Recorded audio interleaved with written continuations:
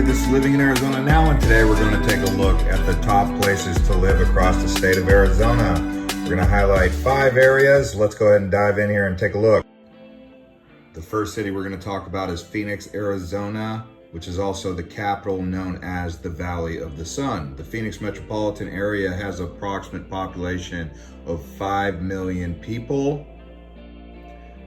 The Phoenix area is actually an old agricultural community, a farming community for the Native Americans, the Hohokam, who used to create a canal system across Phoenix, using the tributaries from the Salt and Gila rivers, as well as the Verde and Agua Fria when available. Nowadays, Phoenix thrives on canal systems from Salt River Project and Central Arizona Project. That's why the state of Arizona has so many reservoirs, because that's how the desert gets its fertility and water. Phoenix also gets a lot of people from out of town who call themselves snowbirds. They are people who live in Phoenix part-time. By the time May comes around, snowbirds are out of town and they head north for the summer, getting the best of both worlds year-round. So right down there is Arcadia. It's like castles up here, especially this one. It's unreal. Number 2 on the list is Flagstaff, which is actually the 3rd largest metropolitan area in all of Arizona. It's actually the polar opposite of Phoenix, whereas Flagstaff is over a mile high and similar to Denver, Colorado, more so than it is close to Phoenix. Also, the Santa Fe Railroad line actually goes through Flagstaff, as well as the Route 66. When it comes to home prices, though, Flagstaff is more expensive than Phoenix and Tucson for the most part overall across the metro area. But Flagstaff does get 4 seasons and is known as the City of 7 Wonders. You'll have to look that up on our other video to get that full answer, which I'll link to up above. Being that the Northern Arizona University is here, the Lumberjacks, you could consider Flagstaff to be a college town. If winter sports is your thing, then Flagstaff has you covered with San Francisco Peaks, also known as Humphreys Peak, home to Arizona Snow Bowl Ski Lodge and Resort up on the top of the mountain.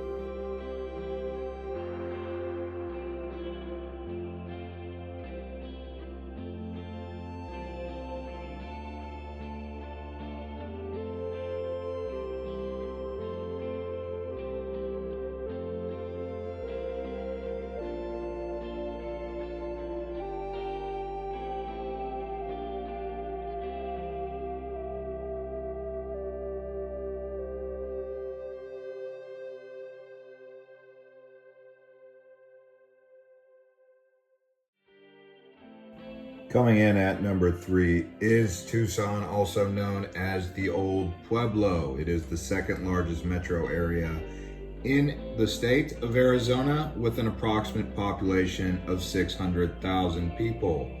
It is actually a UNESCO World Heritage Site for City of Gastronomy because of the food that comes from here.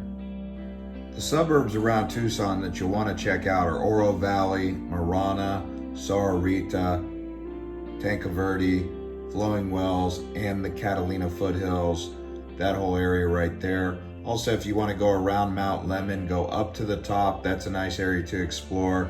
And around the north side of Mount Lemmon is Oracle, and to the south is Green Valley.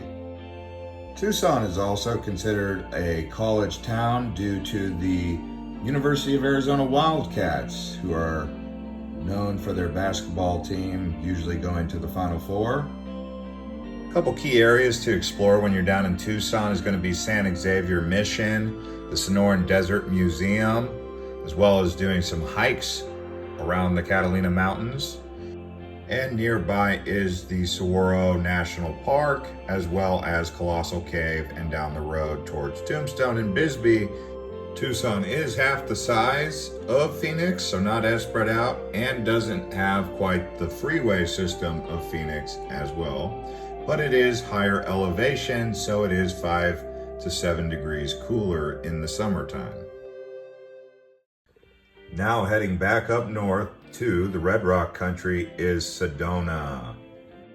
Sedona is considered a desert town, although it does have pine forest and high desert chaparral.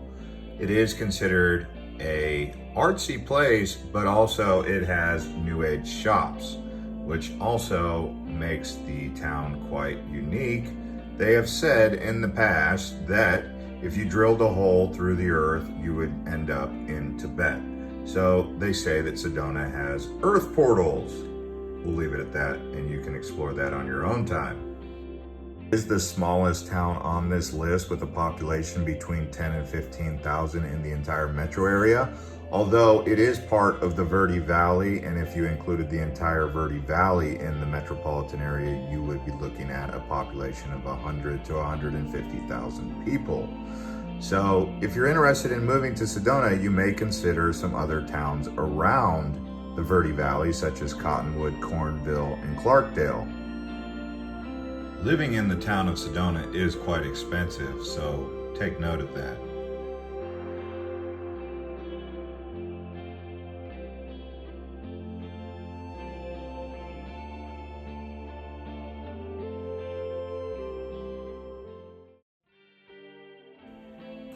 And headed just down the way on the 89A, you come to Prescott, home of the oldest rodeo in the country and a whole bunch of history. In fact, Prescott used to be the first capital of the territory of Arizona before it was moved to Phoenix.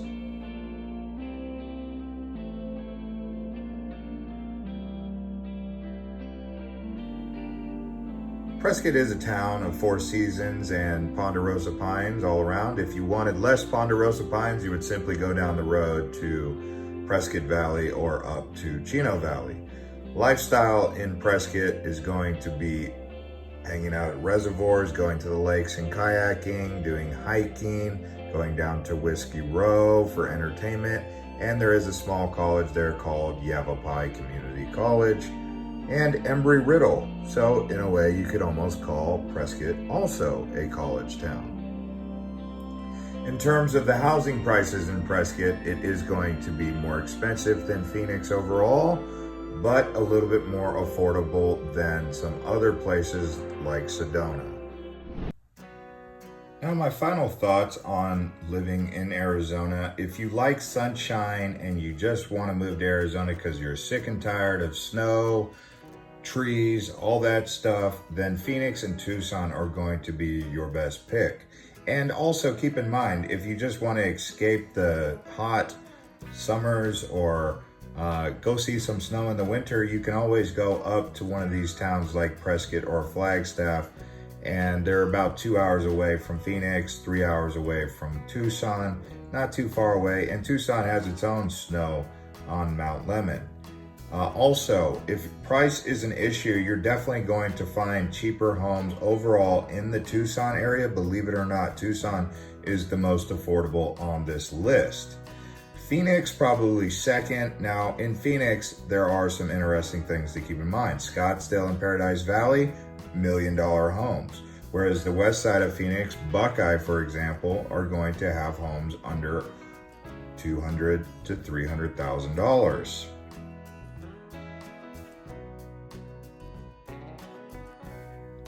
And if you really want entertainment, you're going to want to settle in Phoenix, because at the end of the day, that's where everything is at in the evenings. But if you're more of a rural type person, then Prescott, Sedona are going to be great. And even Flagstaff, believe it or not. There are some suburbs around Tucson and Phoenix that make rural life in the urban area tolerable in the suburbs. But for the most part, the real rural lifestyle is up in Prescott and Sedona. Anyways, if this is your first time to living in Arizona now and you enjoyed this video, please do consider subscribing to this channel and liking this video. And we would like to see you guys comment what your thoughts are on the best cities in Arizona, and we'll see you on the next one.